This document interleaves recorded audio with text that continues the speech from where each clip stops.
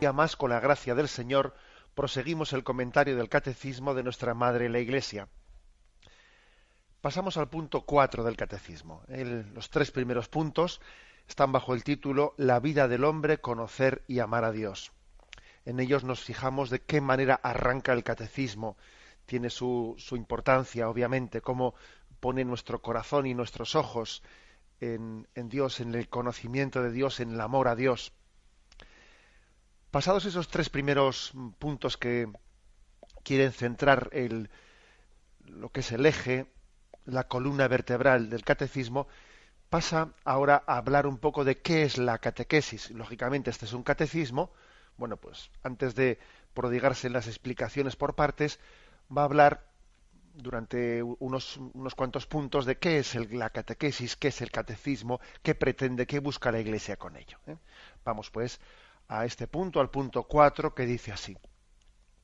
Muy pronto se llamó catequesis al conjunto de los esfuerzos realizados en la Iglesia para hacer discípulos, para ayudar a los hombres a creer que Jesús es el Hijo de Dios, a fin de que por la fe tengan la vida en su nombre, y para educarlos e instruirlos en esta vida y construir así el cuerpo de Cristo.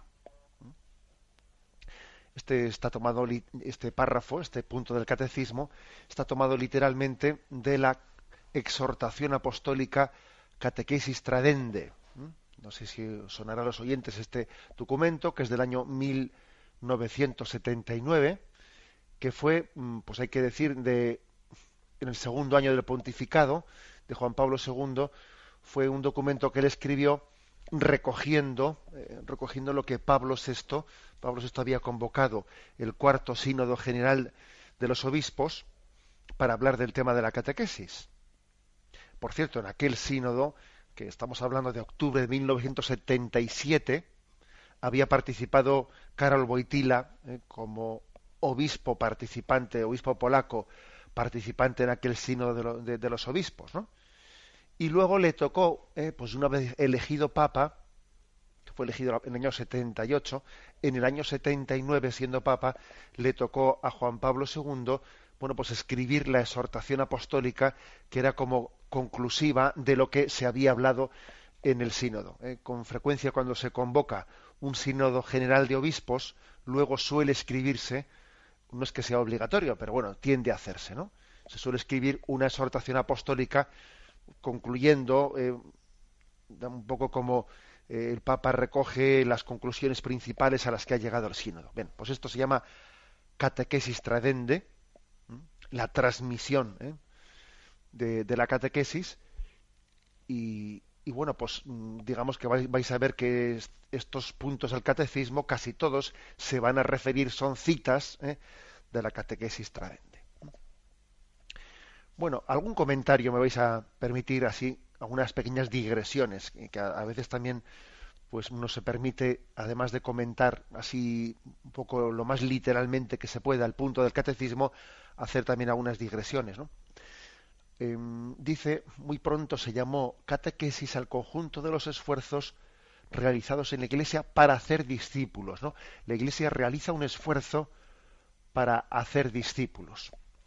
Yo soy consciente de que en nuestra mentalidad, en la que se ha enfatizado tremendamente pues el sentido de la autonomía del hombre, el hombre independiente, parece que el hombre maduro es aquel que tiene menos dependencias de los demás,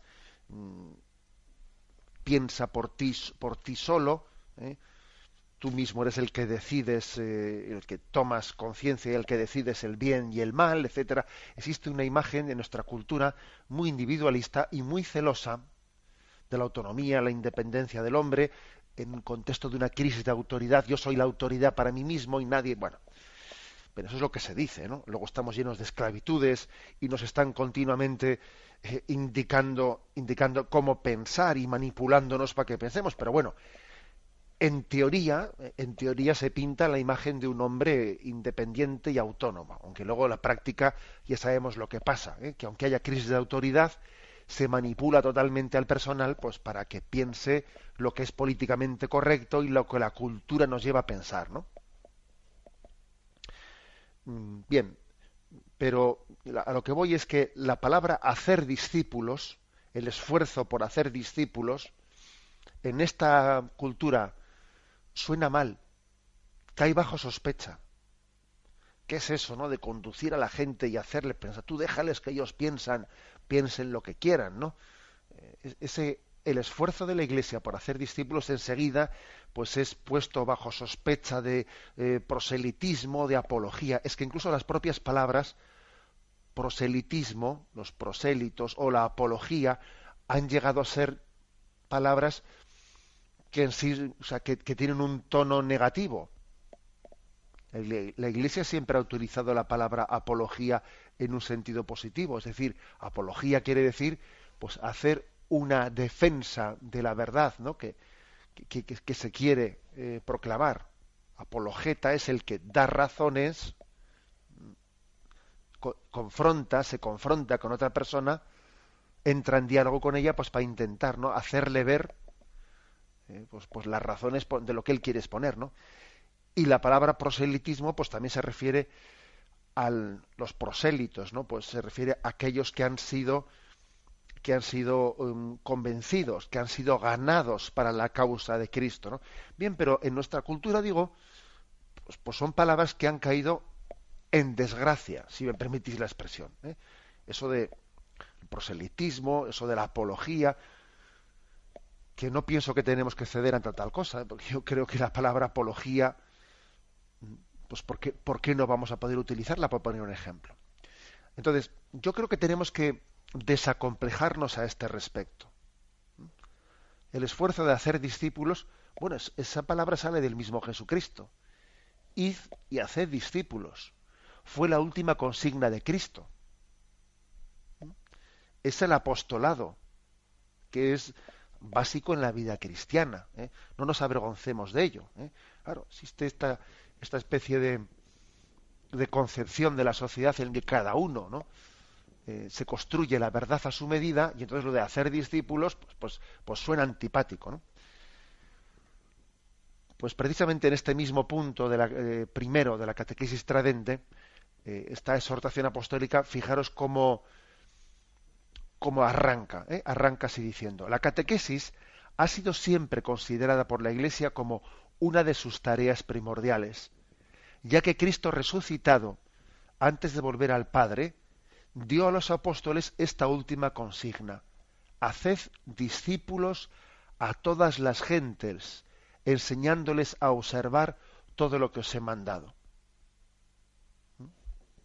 O sea, que es que Jesús nos pidió que hiciésemos discípulos. Entonces yo diría lo primero, no acomplejarnos ante nuestra cultura que ve bajo sospecha pues la acción catequética de la Iglesia. ¿Qué es eso de ir a hacer discípulos?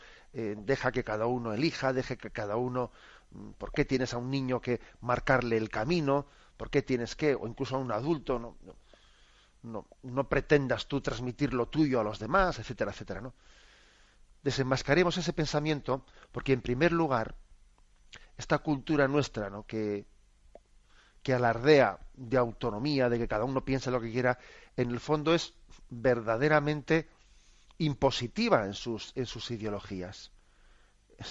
Además, podemos decir que es una especie de apisonadora o una especie de tsunami que pretende igualar todas las ideologías, que las impone, ¿eh? ¿Acaso no vemos hoy en día que se impone las formas de vestir con una especie de dictadura de las modas? Uno tiene que vestir de determinada forma si no quiere quedarse obsoleto, ¿eh? Uno tiene que pensar de determinadas modas. Ahora resulta que la ideología de género, pues resulta que ahora nos ha salido a última hora aquí y todo el mundo tiene que comulgar con eso. El que no comulgue con eso queda estigmatizado, etcétera, etcétera. Y el que no, o sea, es decir, no es cierto, ¿eh?, que esta cultura secularizada y anticristiana sea totalmente autónoma y respetuosa. No, es totalmente apologeta. Lo que pasa es que su apología no es pues limpia y transparente como la catequesis que realiza la Iglesia, que cuando habla de Cristo nos anuncia que nos está anunciando, porque es así, ¿eh? Cuando la Iglesia anuncia su mensaje, bueno, pues lo hace de una manera explícita, ¿eh? y no subliminal, para entendernos, no subliminal, mientras que esta cultura de la secularización dice que no te catequiza y vaya que si te está catequizando. Está haciendo que tú te sientas ridículo porque hace ciertos, a través de pues de modelos televisivos, de modelos audiovisuales, tú te estás quedando acomplejado por esto, por lo otro, por no pasa allá, porque aquí se ríen de esto, se ríen del otro, ¿no? La Iglesia no oculta, sino todo lo contrario, ¿no? Propone con plena libertad, mientras que esta cultura secularizada dice que no propone y sin embargo se impone. Esta es la diferencia. El cristianismo no se impone, se propone, mientras que esta cultura dice que no se propone y en realidad se está imponiendo. Luego me parece importante sacudirnos ese complejo de que este mandato de la Iglesia de id y haced discípulos, ¿no? Pues podamos sentirlo como un tanto estridente o fuera del contexto de nuestra sociedad actual. Id y haced discípulos, ¿no? Y ayudar a creer, dice, para ayudarles a creer. No podemos creer por el otro. Fijaros bien, o sea, nosotros no podemos creer.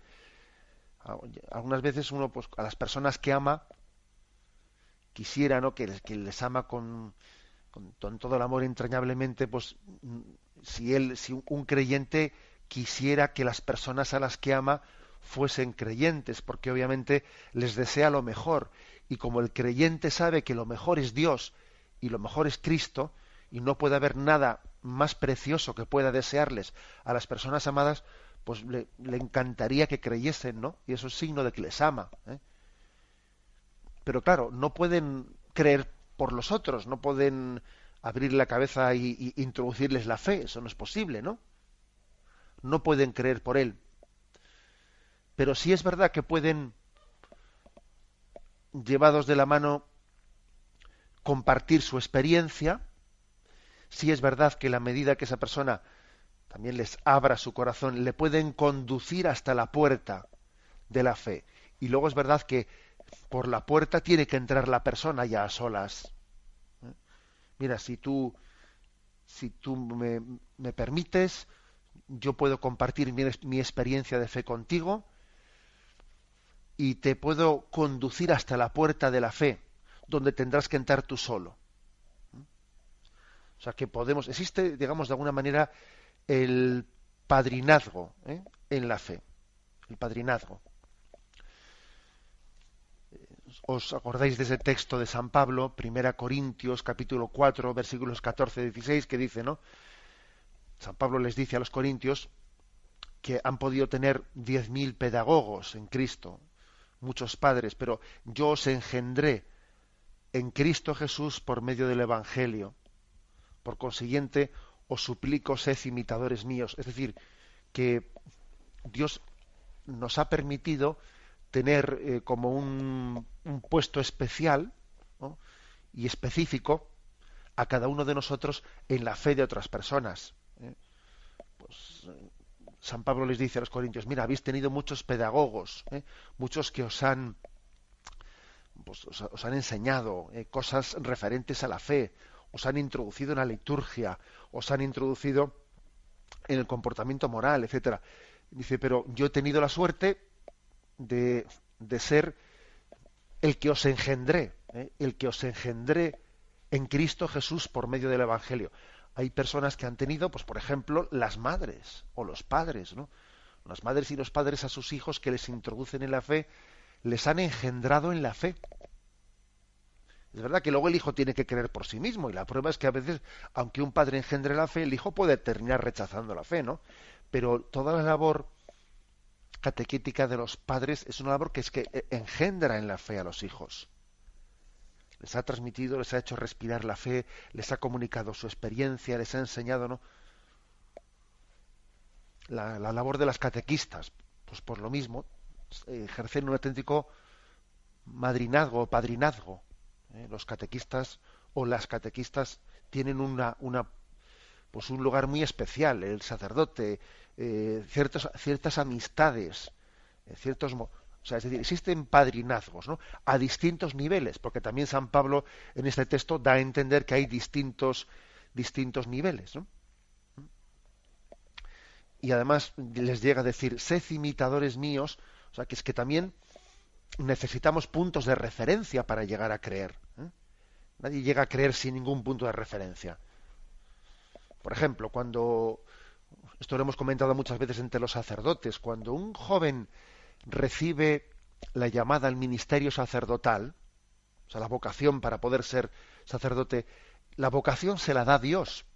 Sí, se la da Dios, pero el joven cuando responde a esa llamada de Dios suele tener cerca de él algún modelo sacerdotal con el que identificarse. Dice, el Señor me llama de alguna manera a ejercer el sacerdocio como esa persona, que yo veo que hay un sacerdote celoso, entregado, santo, cerca de mí, y yo veo que tiene una vida. Entonces, la vocación me la da Dios, pero hay cerca de mí un punto de referencia para que yo entienda a qué me llama Dios, porque si no uno es difícil que reciba una vocación de Dios si no tengo cerca de mí ningún sacerdote que sea para mí un modelo de qué es ser sacerdote.